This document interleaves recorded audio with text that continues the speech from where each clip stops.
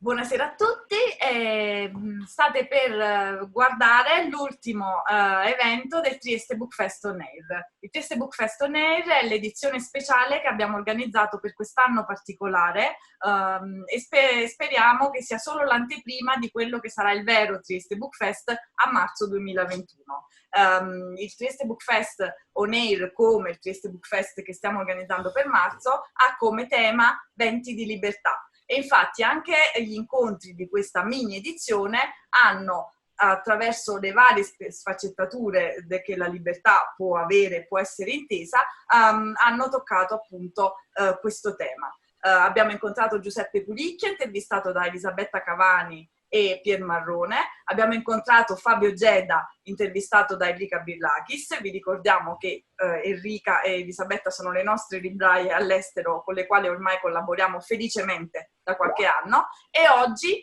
vedremo la presentazione di un ospite internazionale del quale vi parlerà Loriana. Buonasera a tutti, questa sera abbiamo il piacere di avere con noi Jorge Carrión, che è un autore spagnolo, intervistato da Pablo Martínez Rosado, che è il professore di spagnolo del Collegio del Mondo Unito. Siamo molto felici di aver creato anche questo collegamento con un altro pezzo della cultura di Trieste, della cultura internazionale di questa città.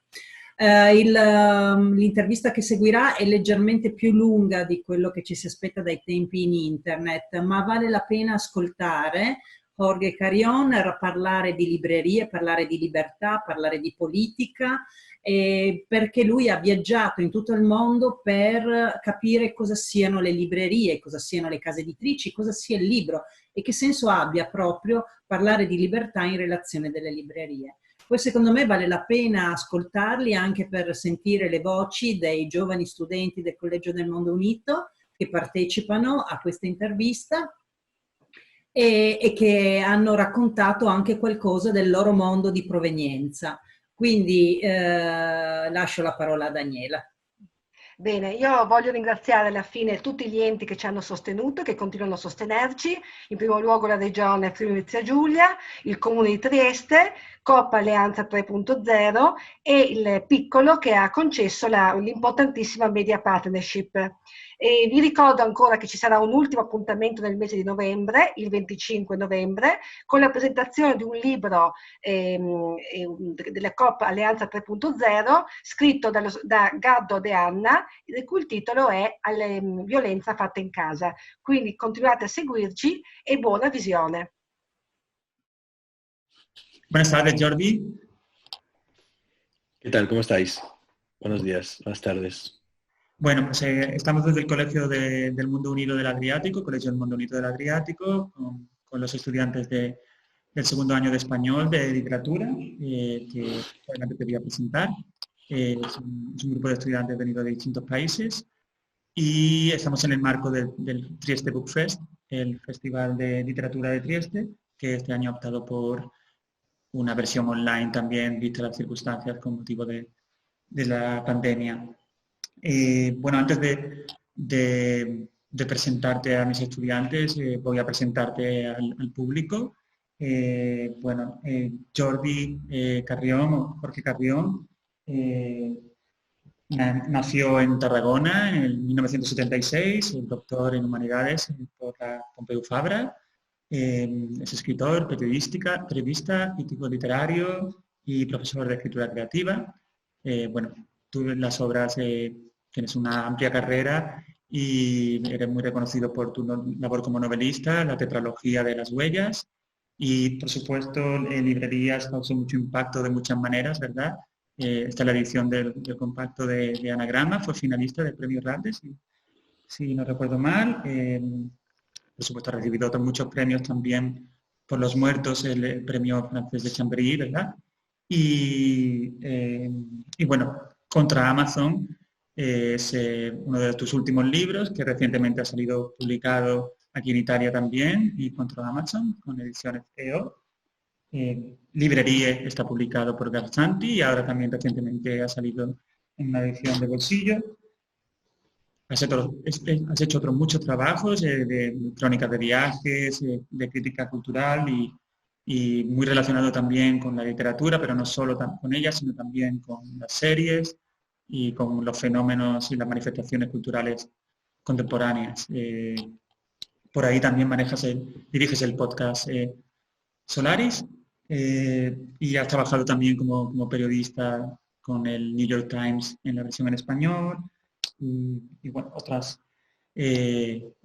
tareas como también en La Vanguardia. Ha dirigido, Jorge Carrión ha dirigido también la revista Quimera durante 3 años, si no me equivoco, y ahora dirige con José María Micó la Escuela de Escritura Creativa, Barcelona School of Management, la Universidad Pompeu Fabra.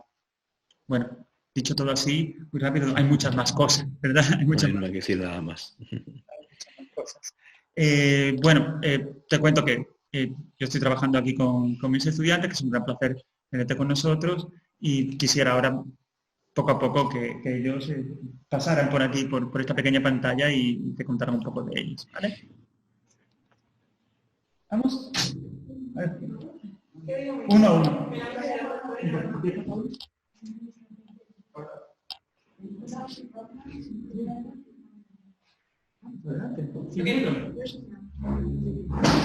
Simplemente cuenta. Hola, me llamo Magdalena, soy estudiante del 2º año y soy de Argentina. Muy bien, encantado. Les ha dado la timidez que nunca tienen.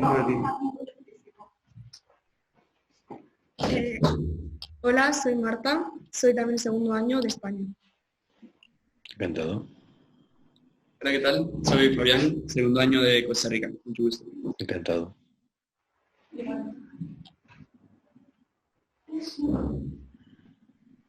Buenas, soy Paula, 1er año de España. Encantado de conocerte.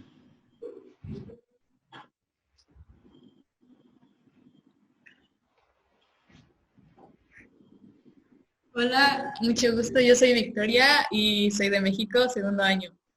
Muy bien, mucho gusto en conocerte.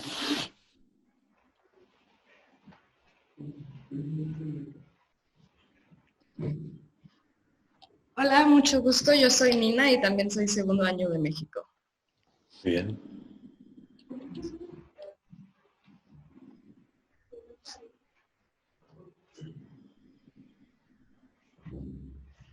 Hola, ¿qué tal? Un placer. Soy Sebas, soy 2º año y soy de Madrid. Encantado de conocerte.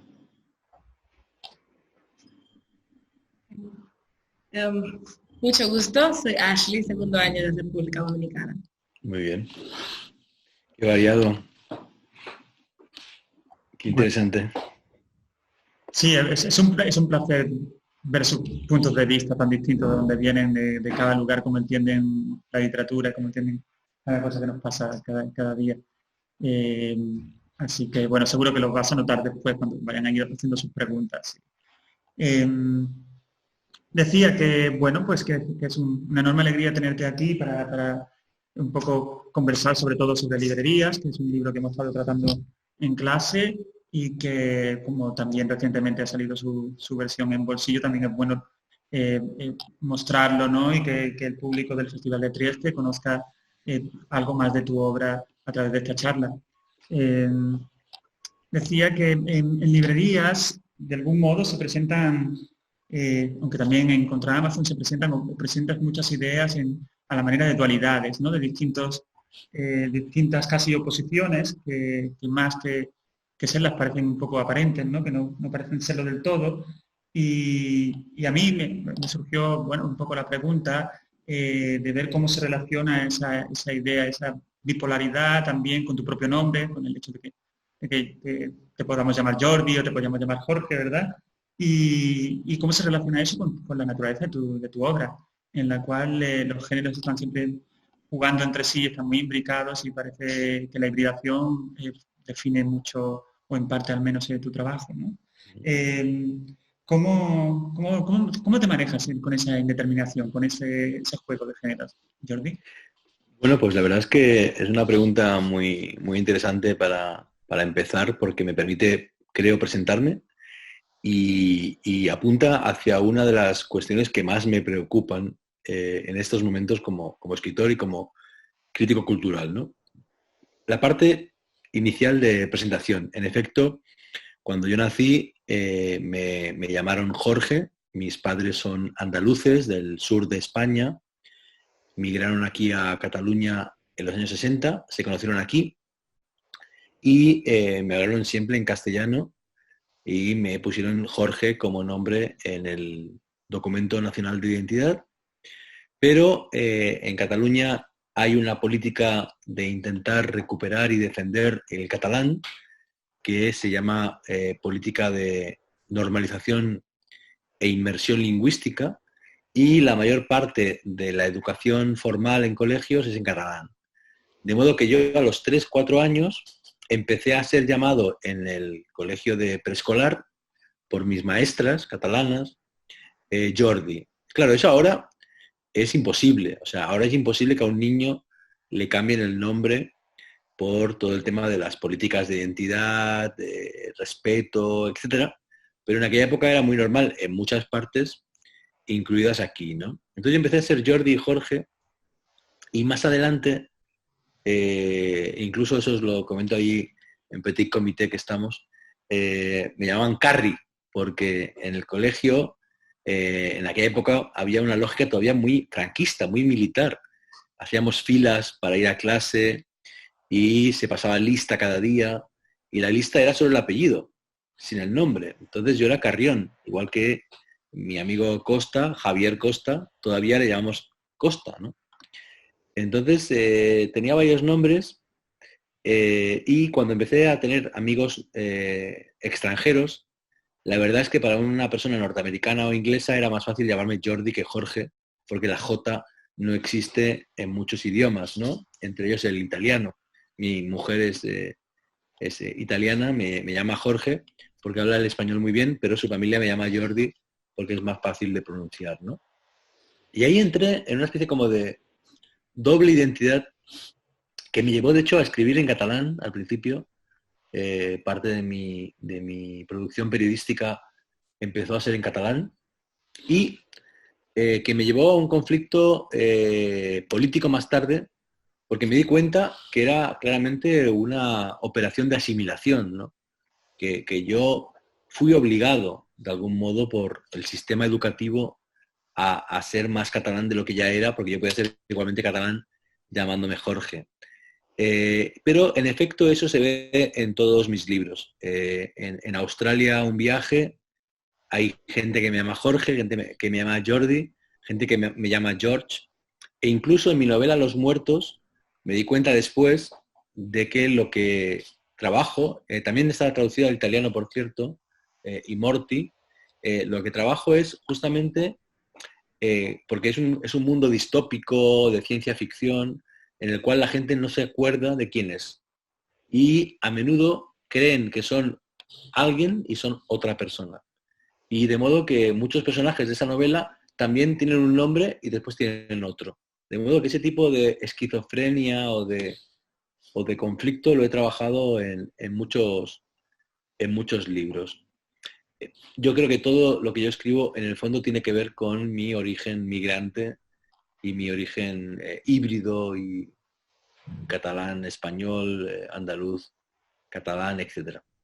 Bien, eso te digo que remite a una cuestión básica de lo que estoy intentando pensar en los últimos años, y es que yo entiendo que el mundo no es binario, que la identidad no es binaria, que el sexo no es binario, que el género no es binario, pero es cierto, como dices tú, que a menudo trabajo por oposiciones conceptuales, como por ejemplo en librerías cuando dedico un párrafo a las diferencias entre la librería y la biblioteca. En verdad, las librerías y las bibliotecas se unen, son complementarias, pero tú no puedes entender la complejidad si no la fragmentas, y un modo de fragmentar la complejidad para entenderla es hacer contraposiciones entre dos conceptos, aunque sean complementarios, ¿no? De hecho, en mi último libro, Lo viral, he hecho lo mismo con lo clásico y lo viral, ¿no? Con el siglo XX y el siglo XXI.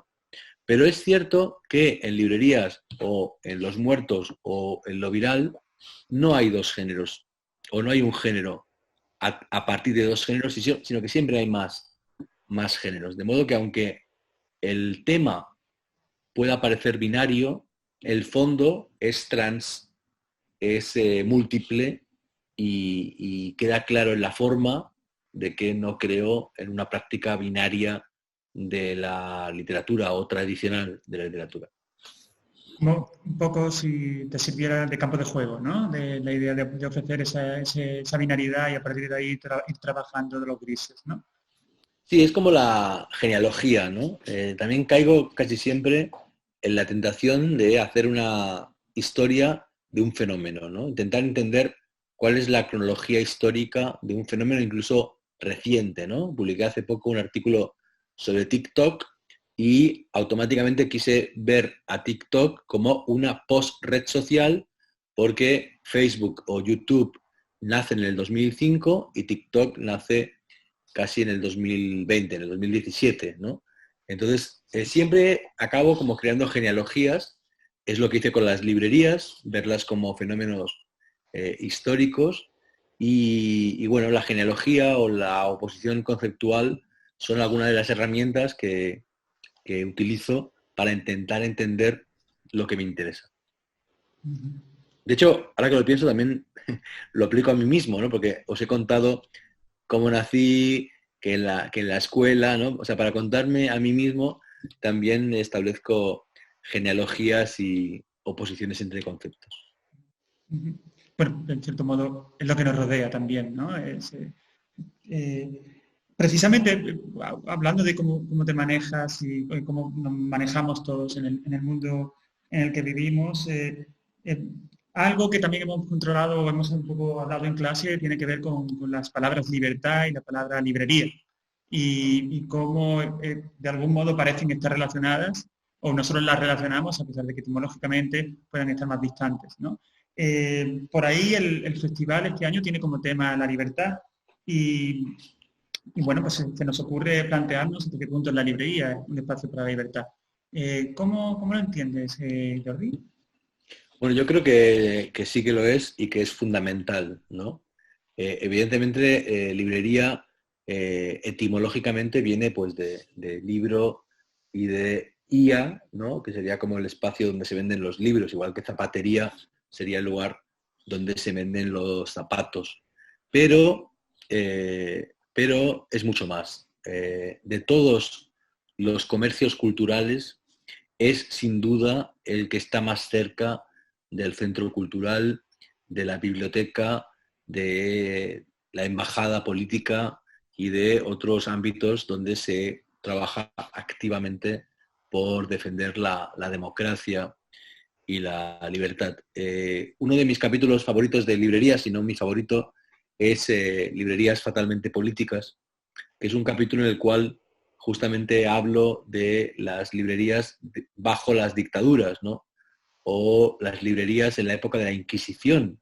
Muchas librerías importantes de Lima, de Ciudad de México o de Buenos Aires fueron fundadas por judíos, por conversos, editores y libreros que huían de la Inquisición y de pronto iban a una ciudad nueva donde todavía no había Inquisición y donde podían todavía vender libros en libertad. Durante la dictadura de Pinochet en Chile, de Franco en España, durante el nazismo, durante el fascismo italiano, durante todas las dictaduras, las librerías han sido espacios de resistencia, de diálogo y de cultura, y para mí son son fundamentales. Y el hecho de que sean negocios no son motivo para que no sean tratadas como lo que son espacios de la libertad, que deben ser protegidos para mí desde la administración pública. Recordemos que son negocios, pero que en la mayor parte de los países el libro tiene un precio único o tiene un muy pequeño margen de beneficio, de modo que no puedes tratar igual a las librerías que a las zapaterías, ya que lo he mencionado, porque el margen de beneficio de un zapato es enorme y el del libro es muy pequeño. Está claro que las librerías existen por la voluntad, por la vocación, por la fe de los libreros y que defienden valores democráticos, porque en una librería encuentras juntos los libros de Curcio Malaparte o de Céline, que eran autores sospechosos políticamente, con los libros de George Orwell, de modo que son espacios de convivencia, de diálogo y hay que defenderlos como tales. Pues precisamente por ahí, hablando un poco de cuál puede ser ese entendimiento de la librería, tenemos a un estudiante que quiere preguntarte cómo... Ashley, ¿puedes venir?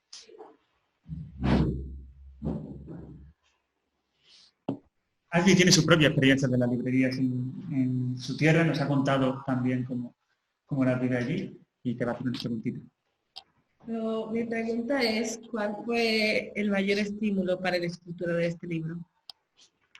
Muy bien, pero cuéntame un poco sobre tu experiencia en las librerías de República Dominicana. O sea, nosotros no tenemos librerías son un lugar para personas como de alto nivel económico. Tenemos bibliotecas, o sea, la biblioteca funciona mejor allá en mi país que librerías, pero tenemos ocasiones que tenemos ferias y ahí es donde más se pueden adquirir libros a un precio razonable, porque los libros tienden a ser muy costosos y, o sea, es como un lujo leer un libro, tener un libro, es como un lujo. Entonces ya ir a una librería es como un lujo. Muy bien. Claro. Bueno, no porque puedes ir a una librería y no comprar nada. Evidentemente no, porque a mí me gusta ir a ver tiendas de tecnología, por ejemplo, y no compro ningún Mac nuevo, ¿no? Pero bueno, es muy interesante lo que planteas, porque en efecto es muy importante que las ciudades tengan buenas redes de bibliotecas y nunca hablamos de las ferias de libros y de los festivales, y son igualmente plataformas de visibilidad para el mercado editorial. Las bibliotecas compran libros, de modo que también son muy importantes y los compran a librerías o a editoriales y hacen que el sistema funcione. Sobre tu pregunta concreta, fue muy raro cómo escribí librerías, porque volví de un viaje por Colombia y Venezuela, y cuando volvía de un viaje siempre hacía lo mismo sin ser muy consciente de ello. Y era cuando deshacía la maleta, ¿no? La ropa sucia para lavar, los libros que he comprado pues a la estantería. Y siempre volvía pues con, no sé, unos libritos, ¿no? Papeles y tal, que eran sobre librerías del viaje. Y siempre iba a una habitación en el lugar donde vivíamos y abría una caja y ponía todo en la caja y ya está.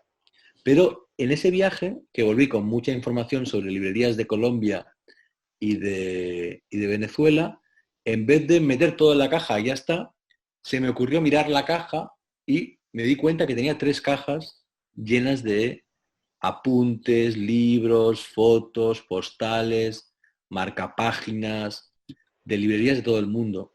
Y abrí las cajas, puse toda la información encima de la mesa, no me cabía, la puse encima del sofá, no me cabía, y al final me di cuenta de que tenía pues una especie como de mapa mundi, porque tenía información sobre librerías de todo el mundo, de Sudáfrica, de Australia, de China, de América, de Europa, de Egipto, de Marruecos. Y ahí vi el libro, ¿no? Ahí me di cuenta de que tenía un libro. Un libro que sin darme cuenta ya había estado escribiendo mentalmente durante muchos años. y por tanto tenía un mes y medio de vacaciones, era verano, tenía tiempo, tenía ganas, tenía el material y fue una escritura muy feliz, muy fácil, muy rápida. De hecho, trabajaba 10, 11 horas y yo no soy muy deportista y nunca había ido a correr. Y de pronto estaba tan eufórico que empecé a correr. Me iba al parque a correr, o sea, estaba con toda la energía del mundo de un modo muy extraño para escribir este libro. Librerías que yo creo que llevaba 20 años escribiendo mentalmente y por eso fue fácil escribirlo. Okay, gracias.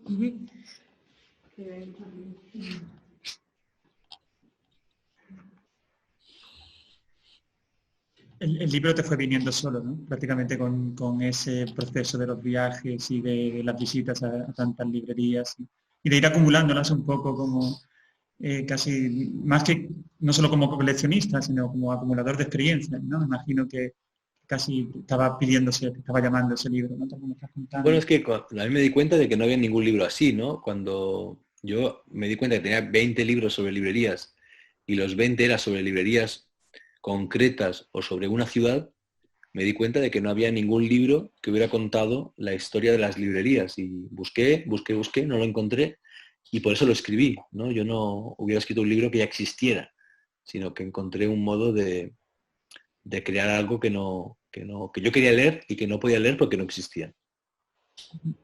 Sí, bueno, yo me siento muy identificado con tu costumbre de viajar a cualquier lugar y encontrar con las librerías, encontrar en la librería un espacio seguro y un espacio que te lleva más allá, ¿no?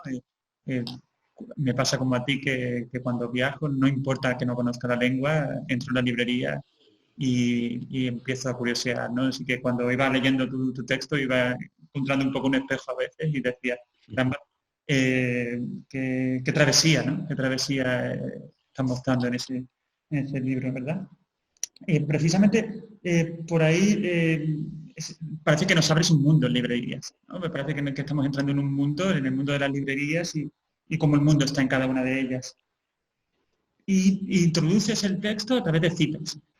Y esas citas no parece que sean solamente decoración, ¿no? Parece que tienen una fuerza, parece que nos están dando pistas de por dónde va tu proyecto.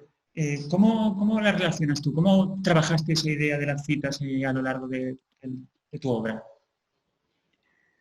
Pues yo creo que era muy importante para mí que el libro fuera sobre librerías, pero que quedara claro en todo momento que no era un libro técnico, porque sí que hay bibliografía sobre gestión de librerías, sobre la parte económica de las librerías, y yo quería que fuera un libro muy literario, y un modo de subrayar eso fue las citas.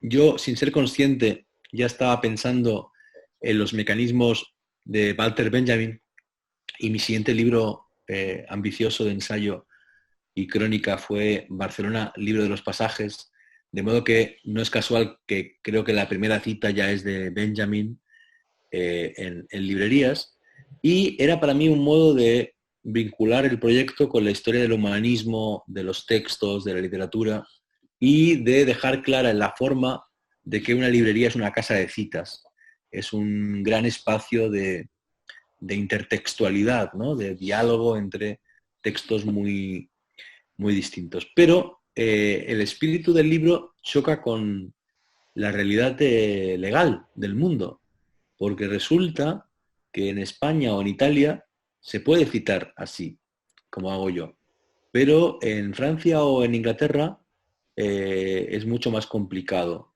y en Estados Unidos ni te digo, porque hay que pagar por cada cita, según la ley del copyright de algunos países. Entonces, en algunas ediciones del libro hubo que quitar las citas, porque era tan caro.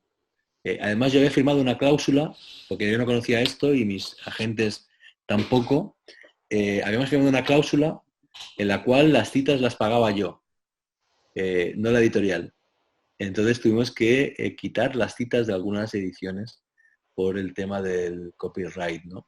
Eso es absurdo. En Estados Unidos prácticamente no se puede publicar un libro de análisis de poesía de autores importantes del siglo XX, porque por cada verso, poema que citas hay que pagar, ¿no? Entonces, cada vez son más ediciones sin ánimo de lucro, digitales, gratis, porque no se puede asumir ese coste. En cualquier caso, a mí me interesaba el método de Walter Benjamin. Si no lo conocéis, Walter Benjamin es un filósofo alemán de la primera mitad del siglo XX, se suicidó huyendo de los nazis y era muy inteligente, muy brillante, cada vez nos parece más contemporáneo, y hizo un proyecto sobre París en el cual él no escribía sobre París, sino que todo el proyecto eran citas, fragmentos de libros y de prensa, para que si tú leías ese collage de textos, entendieras mejor París en el siglo XIX de que si Benjamin describiera directamente un texto sobre París, ¿no? Y yo utilizo la cita en mis libros siguiendo un poco el modelo de este gran escritor experimental y pensador que fue Walter Benjamin. Eso es otra cosa muy interesante que haces a lo largo del texto, cómo ejecutas, digamos, una estrategia y por otro lado no la explicitas y después la recoges, ¿no? Y después de algún modo sí que la haces más presente, porque esa estrategia después la mencionas con la constelación, ¿no? Cuando hablas de la constelación de Benjamin, ¿no? Y se ve que es un motivo recurrente, ¿no? Que vas mostrando. Sí, el libro yo creo que tiene como bueno, es una estructura muy compleja, pero tiene como quizá dos ejes. Es un libro articulado cronológicamente, empieza con el viaje y con Atenas, es decir, con el origen de la cultura clásica occidental, y acaba con el libro electrónico y Amazon, es decir, en el siglo XXI. De modo que hay un desarrollo cronológico. Pero a la vez hay un desarrollo topográfico, porque empieza en Atenas y acaba con alusiones a Colombia y a Estados Unidos, pero intento que, al margen de los capítulos sobre París, que son los dos centrales, ¿no? El de París, Shakespeare and Company y Adrien Monnier, y el de Tánger, que me permite como volver a París, aunque haya un énfasis en Europa y Estados Unidos. Hay un capítulo muy largo sobre América del Sur, con Roberto Bolaño como eje conductor. Hay un capítulo sobre Australia, Sudáfrica y Argentina. Menciono librerías de Estambul o de Pekín, porque también es un libro que es una vuelta al mundo, ¿no? O sea, es una historia de las librerías, una vuelta al mundo. Después, evidentemente, hay elementos autobiográficos, etcétera, pero en términos de estructura, es un libro muy rizomático y, por tanto, efectivamente tiene la forma de la constelación. Pero yo quería que todo eso estuviera integrado de un modo armónico en un libro que se leyera como una novela, pese a su carácter erudito y ensayístico. Y eso me costó mucho, encontrar el equilibrio entre crónica, ensayo, historia, viaje, etcétera, fue muy difícil. Y finalmente creo que, en efecto, los libros y las librerías y las bibliotecas son constelaciones, y mi libro tiene la forma de una constelación en la cual cada una de sus islas o planetas tiene una cita como para darle un envoltorio de carácter textual y literario. Precisamente con la idea del fragmento, Marta quería hacerte alguna preguntita. Viene Marta y le damos. Hola. Hola, ¿qué tal? Bueno, yo te quería preguntar, porque en el capítulo, el capítulo que más me impresionó a mí fue el 9, y en él hablas de cómo la estructura en fragmentos puede tener un cambio transgresor y como que destruye la estructura de la burguesía. Y me estaba preguntando si tuviste, que si la forma en la que estructuraste tu libro tenía el mismo objetivo.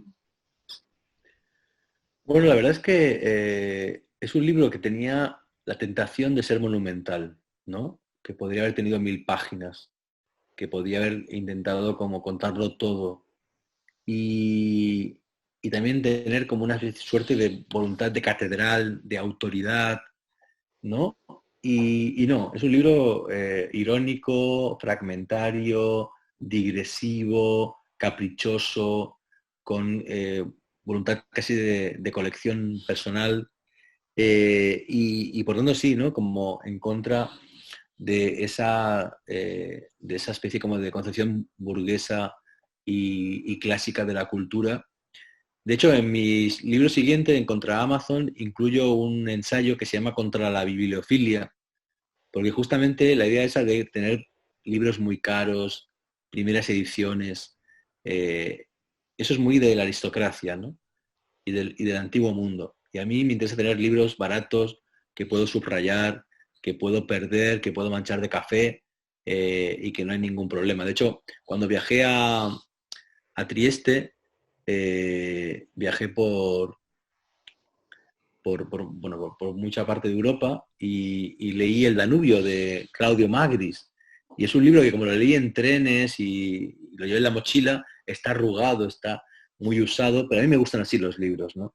Y entonces creo que sí, que el libro tiene una dimensión como contemporánea de intentar no escribir una literatura convencional, tradicional, pesada, sino algo más ligero, más dinámico, más fragmentario y más moderno.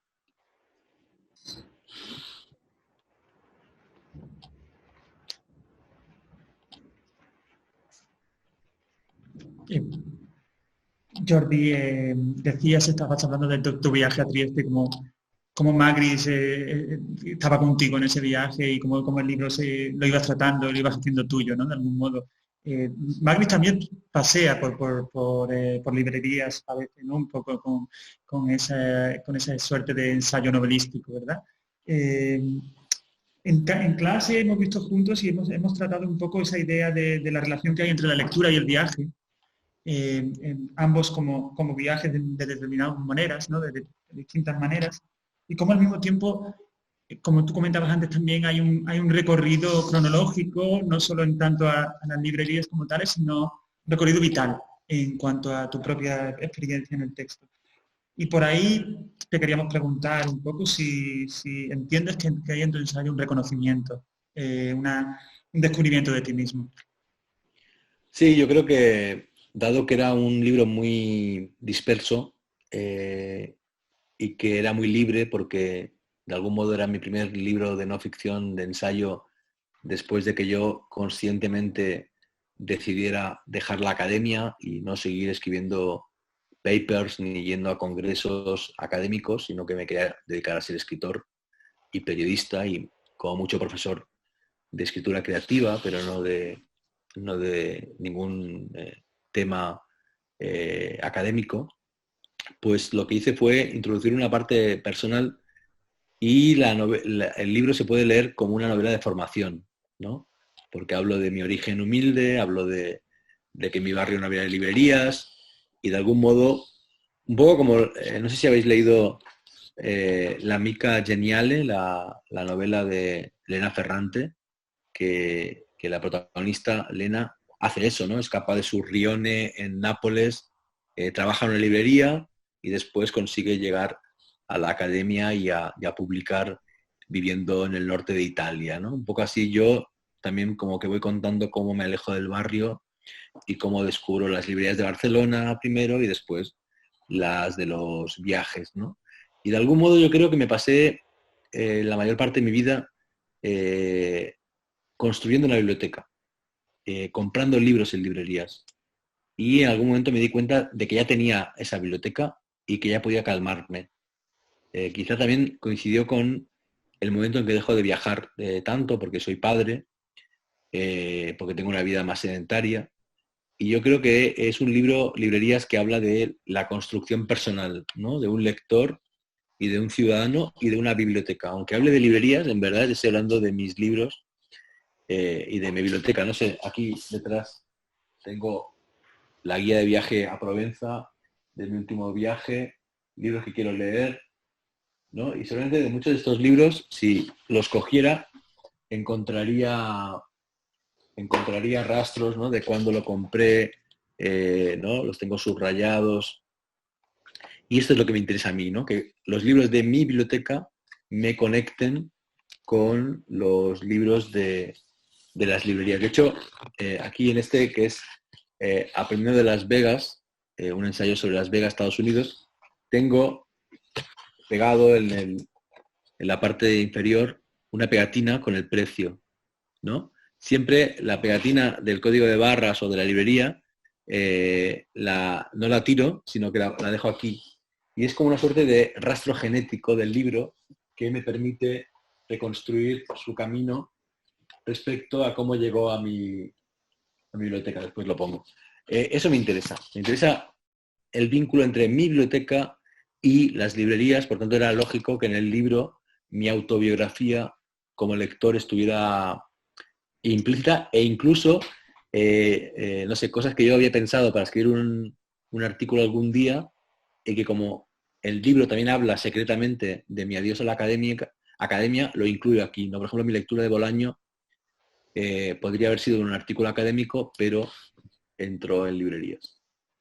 Y lo humaniza mucho, ¿no? Humaniza un libro que está jugando entre la erudición y la vivencia personal, ¿no? Y también un poco entre lo popular, también en muchos momentos, a mí, por ejemplo, me llamó mucho la atención cómo vas incluyendo elementos de la cultura popular de los 80, como la película Cortocircuito, ¿no? Que aparecen casi como pequeñas ventanitas que se abren para recordarnos que estamos todos en el mismo universo, ¿no? Y de hecho, eso un poco también nos recordaba, dado que la siguiente pregunta tiene un poco que ver por ahí, ¿no? Como, por ejemplo, Borges también incluía lo popular y también incluía lo erudito y se movía entre ambas cosas y nos preguntábamos un poco cuánto hay de Borges ahí, al cual mencionas al principio, con la idea del vaciadero de basuras también, de Funes, y al cual él parece que está un poco fantasmado. ¿Cómo lo ves tú?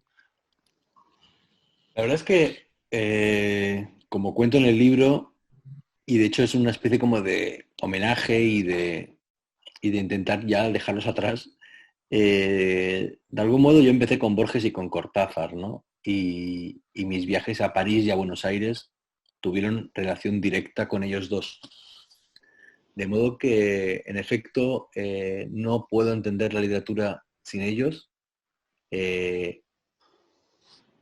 Los he superado personalmente porque, evidentemente, artísticamente es casi imposible. Los he interiorizado y en el libro les rindo homenaje porque además tuvieron mucha relación con bibliotecas y con librerías, ambos, ¿no? Ambos tuvieron mucha relación con las librerías de Buenos Aires y de París. Evidentemente, en el modo en que Borges practica el ensayo, no me reconozco porque él es muy inquisitivo en algunos de ellos, muy crítico, un poco gratuitamente, ¿no? Hay una necesidad de Borges de apabullar que no es la mía. Pero en cambio intento, evidentemente, aprender sus mecanismos que tienen que ver con la hibridación, ¿no? A veces en Borges hay cuentos que parecen ensayos y ensayos que parecen cuentos, o poemas que son cuento y ensayo. Y eso me interesa mucho e intento aprender de él, pero sobre todo cuando lo introduzco en librerías es como amante de las librerías, porque me di cuenta de que en las biografías de Borges, al igual que en las biografías de Cortázar o de James Joyce o de tantos otros, no encontramos nunca a qué librerías iban, qué librerías los formaron, ¿no? Y yo lo que hice fue investigar la relación de ellos dos con librerías, con libreros, y en el caso de Borges, en la librería Ciudad y en la librería Norte, él hizo proyectos muy importantes, tanto conferencias como audiolibros, ¿no? Como grabaciones de poemas. Entonces yo quise reivindicar que sin las librerías Borges no sería Borges y que las bibliotecas están muy bien y son muy importantes, pero siempre han sido privilegiadas y han eclipsado a las librerías, y yo quería aportar algo muy pequeño, porque con Borges es casi imposible aportar nada, y era su relación con las librerías, y evidentemente también hablo de su obra, de la Biblioteca de Babel y de la Aleph, etcétera, pero me parecía que mi pequeña aportación podía ser reivindicar la importancia de las librerías para el universo borgiano. Curioso también que ahora que mencionas a Borges y Cortázar y dónde estuvieron, qué pudieron hacer en librerías, cuál fue su relación con ellas, cómo en ocasiones eso se ofrece como un marcador, que es un término, un concepto que has trabajado en librerías, ¿verdad? ¿Puedes un poco contarnos qué pretendes un poco explicar con la idea del marcador y si realmente crees que pueda ser fundamental en la librería de hoy? Bueno, hay como dos temas, ¿no? Una es la del marcador, que viene de la teoría del turismo, de la antropología, y que viene, pues, por ejemplo, por el pensamiento de Dean McCannell, ¿no? Dean McCannell dice que, como sabéis, una atracción turística, ¿no? Por ejemplo, el castillo de Duino, que lo tenéis ahí al lado, ¿por qué es importante turísticamente? Bueno, porque el lugar tiene sus características y sus condiciones de atracción, pero sobre todo porque hay un marcador que lo señala, ¿no? Por ejemplo, Rilke. El castillo de Duino es fabuloso, pero si no hubiera estado Rilke, quizá no sería ni una décima parte de lo conocido que es, ¿no? Bien, ese marcador, esa señal que tiene que ver con construir un discurso, es muy importante para entender cómo funciona la prescripción, ¿no? La prescripción es lo que determina que un cuadro, un libro, un castillo, un museo es más importante que otro. Y los libreros son prescriptores. Hay una película muy buena de Antonioni, muy famosa, Blow Up, sobre un fotógrafo que hace una foto que no debería haber hecho, y retrata muy bien cómo era Londres y París en los 70s. Y el protagonista, por error, entra en una sala de conciertos, hay un concierto como de rock, punk, muy loco, rompen las guitarras, el cantante tira una parte de la guitarra, él salta, la coge, todos los fans detrás de él que también quieren la guitarra, y de pronto él la coge muy fuerte, sale de la discoteca, sale un poquito, pero cuando ya está alejándose, dejan de seguirlo y se meten a la discoteca otra vez, ¿no? Y cuando lleva un rato corriendo, se para, mira la guitarra rota y la tira a la basura, ¿no? O sea, esa guitarra que en el contexto del concierto y del fan era un tesoro, en otro lugar no vale nada, ¿no? Bueno, eso es lo que hacen los prescriptores. Señalar los contextos, las constelaciones en que algo es valioso, importante, en este caso, un libro, ¿no? Entonces el marcador tiene que ver con eso, ¿no? Los libros tienen marcadores que son, por ejemplo, la historia o el mito, cómo fueron escritos, por qué, se publicaron en secreto, fueron perseguidos, etcétera. Y tienen marcadores que tienen que ver con quién señala, quién decide, quién lee, quién interpreta, quién certifica el valor de un libro, ¿no? Entonces las librerías son lugares de prescripción donde algunos libros son marcados como importantes, interesantes, recomendables y otros no. Que también podemos relacionar un poco con la idea que también trabajas en librerías de la curaduría, ¿no? Marcando determinados espacios o escogiendo qué entra en esos espacios y qué no. Claro, el prescriptor es el término general para hablar de libreros, bibliotecarios, periodistas, profesores y curadores, y la curaduría sería dentro de la propia librería pensar el espacio como una suerte de museo o de espacio dinámico o de centro cultural, donde según dónde pongas cada libro, con qué lo relaciones, pues vas a generar efectos de lectura determinados, ¿no? Eso es muy interesante porque en Amazon tú entras en la pantalla del ordenador y ves 10, 20 libros, y en cambio en una librería, ¿no? Si miráis mi estantería, de un vistazo ya ves 40 o 50 libros, ¿no?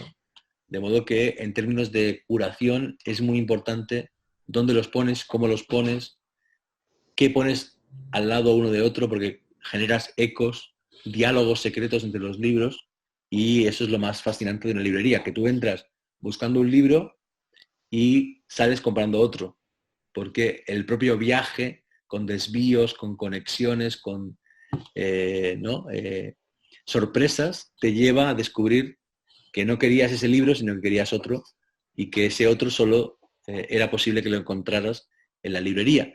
Y también por eso me parece mucho mejor comprar en librerías que en internet, porque en el momento en que lo encuentras, automáticamente te acuerdas ¿no? Hay una sorpresa, hay una emoción. Y después compras el libro y quizá de camino te paras en un banco o en un café y lo empiezas a leer y el libro genera su propia historia íntima, personal contigo. El peso de la vivencia personal que podemos establecer con un objeto tan poderoso que es el libro, ¿verdad? Victoria, de México, creo que quiere hacerte una pregunta también precisamente con cómo nos manejamos con esos espacios dentro del planeta. Viene ya, Jordi. Hola. Sí. Bueno, cuando leí el capítulo 12 de librerías, de hecho me recordó mucho porque se menciona ahí la librería El Péndulo, ya se menciona esa hibridación de cafebrerías, y de hecho yo vivo como a 5 minutos de ahí, siempre voy ahí, entonces como que, no sé, me recordaba a México. Y yo te quiero preguntar que cómo encuentras hoy, años después de la escritura de librerías, el conflicto entre la librería como reclamo turístico y su tradicional naturaleza proveedora de lectura y cultura. Bueno, por un lado, qué bien, porque justo la última vez que fui a México me alojé muy cerca también del Péndulo. Y lo bueno del libro es que, aunque tú hayas encontrado una librería que conoces, hay gente que no conoce ninguna librería de las que menciono y no obstante proyecta sus librerías, ¿no? Es un libro que como que despierta la memoria emocional de los lectores y eso es maravilloso. Bueno, la verdad es que yo creo que el turismo no es un enemigo de la cultura, porque ya hay muchos miles o millones de turistas culturales, ¿no? Que lo que hacemos es buscar librerías y comprar libros en las librerías que vamos. De modo que lo que importa es que el turista cultural que llega a la librería sea porque le interesa el mundo de la cultura y el libro y no porque hay un marcador, ¿no? De que Cristiano Ronaldo o Tom Cruise o quien sea dijo que ahí pasó algo, ¿no?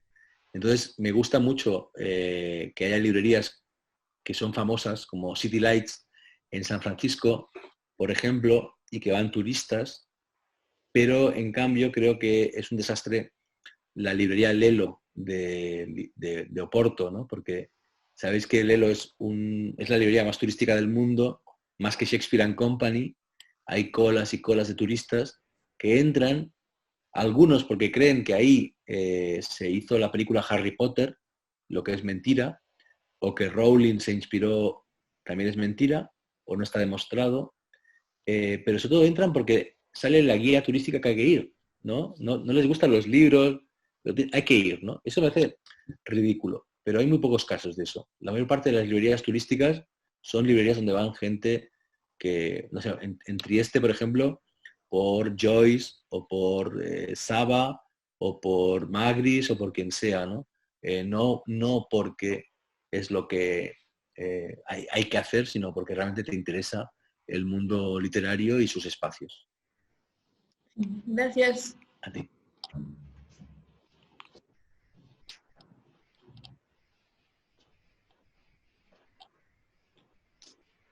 Ha sido muy interesante como has comentado también ahí, Jordi, el hecho de que en realidad el viaje también es una idea o un producto cultural, ¿no?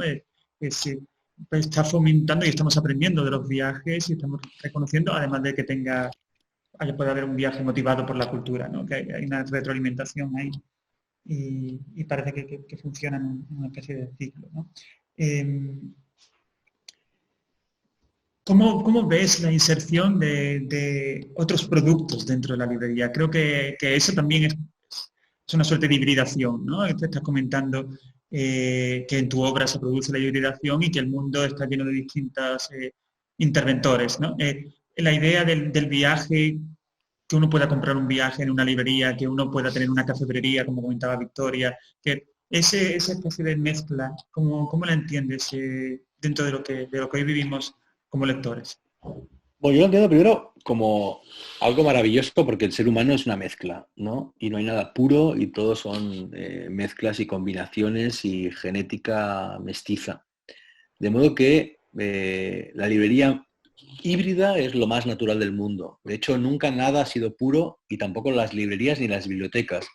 La Biblioteca de Alejandría era un lugar de culto, un museo, un palacio, una academia, un centro de traducción y también una biblioteca. Y Shakespeare and Company era un lugar de exhibición, de fotos y de objetos, era un lugar de eventos culturales, se hicieron conciertos, se hizo danza, etcétera, ¿no? O sea, siempre ha habido mezcla. Eso es lo más natural. El otro tema es que en el siglo XXI realmente se venden menos libros porque la producción cultural es mucho más amplia, porque hay mucha producción cultural que funciona por vías como la suscripción, Netflix, o gratuitas como YouTube. Se venden menos libros y se publican más libros que nunca, con lo cual es normal que se vendan menos libros de cada título concreto, ¿no? Y en ese contexto, como os decía antes, hay que recordar que una librería es un negocio y que tiene que encontrar formas de ser viable. Y por eso me parece perfecto cualquier tipo de mezcla. La más curiosa que yo he conocido era una librería de Palma de Mallorca, que ya no existe, y que era peluquería y librería. Los oficios terrestres, su lema era todo para la cabeza. Bueno, pues sí, ¿por qué no? Librería hotel, existe. Librería coworking en Tokio, existe. Librería cine, Numax en Galicia, España, existe. Bueno, me parece genial. Siempre y cuando tenga coherencia con el proyecto y siempre y cuando permita que haya más lectores y más gente que se acerque a la lectura. Voy a introducirte una pequeña pregunta que tiene que ver también con tu vivencia personal. Contabas en librerías esa idea de que tu papá había sido trabajador para el Círculo de Lectores, ¿verdad? ¿Cómo ves esa historia personal, pero también historia de nuestro país, en cierto modo, ¿no? La suscripción en la revista que va todos los meses? ¿Cómo ves que han podido coexistir y ahora encontramos precisamente la coexistencia con lo digital? Si ves algún paralelismo, si ves esa entrada de negocio. Bueno, sí, para los que no sepáis lo que era, Círculo de Lectores era un club privado, masivo, y recibías en casa una revista y encargabas libros y música y te las traían a domicilio. De algún modo es un precedente de Netflix y de la suscripción, porque tú pagabas, en este caso, lo que valía, pero también estabas suscrito a una suerte de lista de información y de pedidos, ¿no? Bueno, yo creo que justamente la suscripción sería un modo de mantener la cultura del libro viva. Yo creo que en parte se va a tender hacia ahí. Muchas librerías y editoriales van a tener suscriptores. Y por otro lado, fíjate qué interesante que en efecto mi padre era agente de Círculo de Lectores en su tiempo libre y yo lo ayudaba. Y ahora publico todos mis libros en Galaxia Gutenberg. Galaxia Gutenberg fue un sello que compró Joan Tarrida cuando Círculo de Lectores se separó de Galaxia Gutenberg y Galaxia Gutenberg dejó España. Entonces Joan compró esa editorial que es independiente y que es muy pequeña y es donde yo publico ahora. O sea que mi padre trabajaba para Círculo de Lectores y yo ahora tengo a un padre literario, no a un editor, que está vinculado con ese mundo, con ese proyecto. Fabián, creo que te quería hacer una preguntita también en esa línea. Se va acercándose, se va desenmascarando. Ven ahí. Bueno, buenas, ¿qué tal? Buenos días.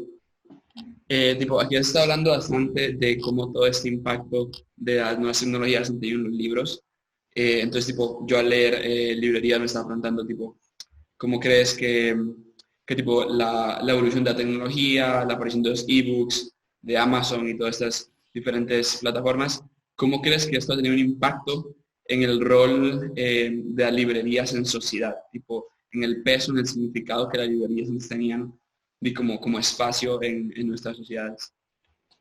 Pues yo creo que evidentemente lo que yo pensaba hace 7 años era distinto a lo que pienso ahora, pero en el fondo coincide en parte, y es en la pandemia lo que yo veo es que estamos tendiendo hacia una vida más cerca de casa, los barrios tienen más sentido que nunca y, por tanto, las librerías de barrio están recibiendo mucho apoyo de las comunidades locales, ¿no?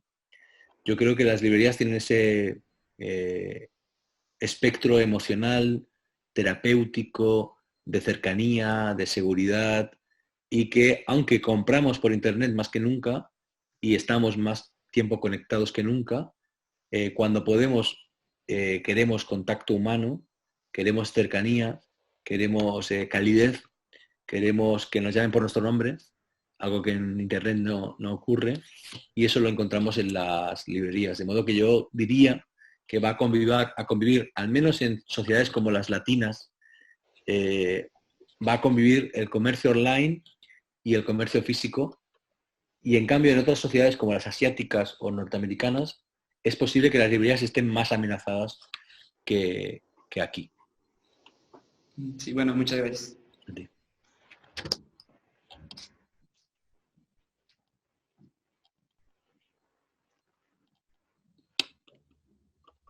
Bueno, pues hemos hecho un buen repasito ya, ¿no?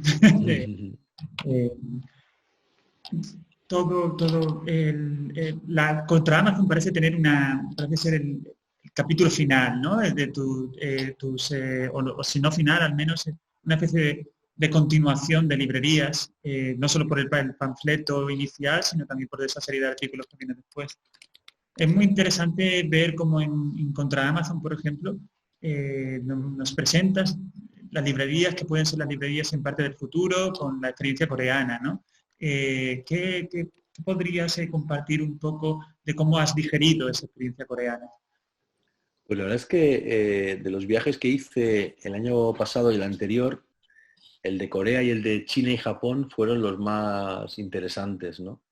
Estuve en América Latina, en Colombia, en Argentina, en México, estuve en varios lugares de Europa, estuve en Australia, pero sin duda Corea y China y Japón fueron muy importantes porque ahí fue cuando me di cuenta, por un lado, de que el interés por las bibliotecas y por las librerías como lo que se conoce como soft power, ¿no? Como poder cultural, poder blando.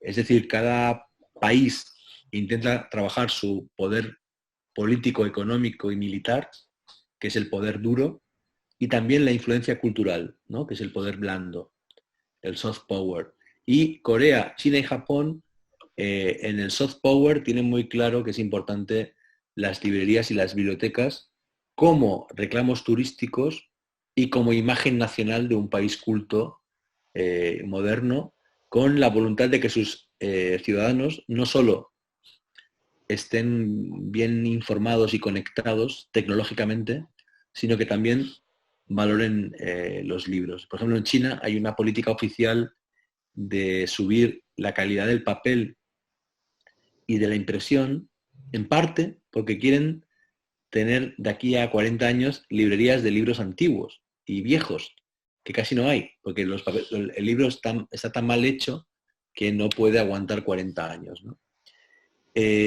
¿Por qué quieren en Asia trabajar esto? Bueno, yo creo que porque se dan cuenta de que la influencia cultural que ellos pueden ejercer no puede ser en chino. Es decir, el inglés ha conquistado el mundo en la música, en las películas, en las series, en internet, y ellos en cambio no pueden conquistar el mundo con su lengua y con su literatura, ¿no? Entonces están buscando otras fórmulas, por ejemplo la arquitectura, que es un lenguaje internacional, por eso hay tantísimas fotos y vídeos circulando de bibliotecas y librerías chinas y coreanas y japonesas por todo el mundo, o la tecnología, ¿no? TikTok es la primera red social global, masiva, que viene de China. Y yo creo que es muy interesante cómo, de algún modo, lo que yo vi allí, en aquellas librerías, porque siempre para mí las librerías son lugares de observación y de interpretación de las ciudades y de los países, lo que vi ahí fue lo que está pasando ahora, ¿no? Que están convirtiéndose en la vanguardia del mundo y que tras la pandemia van a ser ellos quienes lideren la economía y la cultura global. Gracias, Jordi. Bueno, yo creo que ya simplemente me queda un poco preguntarle a mis estudiantes si quieren hacerte alguna preguntita más, porque estamos extendiéndote, estamos tomando tu tiempo en buena medida y bueno, si alguno de ellos quiere una preguntita más. Si tú quieres hacerle alguna pregunta a ellos también. No es un examen, siempre les digo, no es un examen. No, creo que ha sido muy interesante. Además, me ha encantado que los hayáis implicado en la charla y hayamos conversado realmente todos. Os quiero agradecer muchísimo que hayáis leído librerías. La verdad es que para mí es lo más importante de todo, ¿no? Ser leído. Estamos en un mundo en el cual, por las redes sociales, por el impacto de lo que se publica online, ¿no? Ayer publiqué un artículo, ayer no, el domingo, en el New York Times, que ha sido muy leído. Y claro, eso me gratifica y me gusta y me interesa. Pero lo que más me interesa, porque soy escritor, es que se lean mis libros. Y al final parecería que es lo menos importante hoy día, ¿no? Cuando estamos todo el rato hablando en Zoom o en YouTube o publicando tweets. No, si eres escritor, lo que más te importa en la vida, sobre todo profesionalmente, es que lean tus libros. De modo que, de corazón, muchas gracias por verme, además en Trieste, que es una de mis ciudades míticas personales, por Claudio Magris, por Jan Morris y su fabuloso ensayo Trieste o el sentido de ninguna parte. Solo he estado una vez allí, pero lo recuerdo con mucho cariño y de hecho me gustaría escribir alguna vez algún texto sobre, creo que le llaman el sendero, ¿cómo se llama? El camino que recorre Duino. Ah, no, dices el Rilke, el sendero de Rilke. El sendero de Rilke, ¿no? Que ese paseo es uno de los grandes paseos de mi vida. Y algún día me gustaría escribir un libro que se llamaría algo así como Atlas de los Caminos. Serían como 15 o 20 caminos del mundo, que creo que son experiencias increíbles. Y uno sería ese camino de Rilke que me encantó, de modo que, bueno, ha sido maravilloso poder recordar eso y pensar eso mientras hablaba con vosotros. Jordi, prácticamente abrimos la ventana y estamos ahí. Pues, os envidio profundamente. Yo tengo el mar a 4 calles y... ¡Oh, no! Cerca de casa. Sí, se fue un poquito y te quedaste congelado, Jordi. Digo que yo vivo al lado de la playa, pero que no está nada mal tener el castillo de Duino también cerca de casa. Sí, no, bueno, ellos dentro de las posibilidades que tienen ahora es prácticamente las cosas que más pueden disfrutar. Ellos también están confinados en Duino, no pueden salir más allá de Duino, pero el sendero pertenece a ellos y queda a 2 pasos de donde estamos ahora, en realidad. Y es una belleza, nos alegra. Para mí es uno de los 15 o 20 caminos más bonitos del mundo. Nos gustaría mucho haberte tenido aquí y espero que en alguna ocasión podamos tenerte aquí. Yo también lo espero. Porque bueno, ha sido muy especial para nosotros compartir este tiempo contigo, poder descubrir más sobre tu labor en librerías, pero también sobre tu labor vital, ¿no? Toda tu carrera y cómo entiendes el mundo, cómo muestras esa mirada y la compartes con nosotros, ¿no? Ha sido un enorme placer. Muchísimas gracias y muchas gracias por tu trabajo de tantos meses para conseguir que esto haya sido posible. Tenéis un gran profesor, chicos, aprovechadlo. Gracias, Jordi.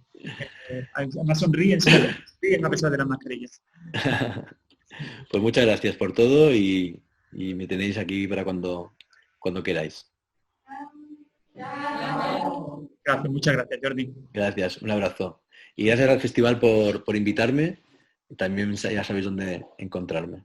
Grazie mille. Prego, signor. Ci vediamo. Adiós. Chao.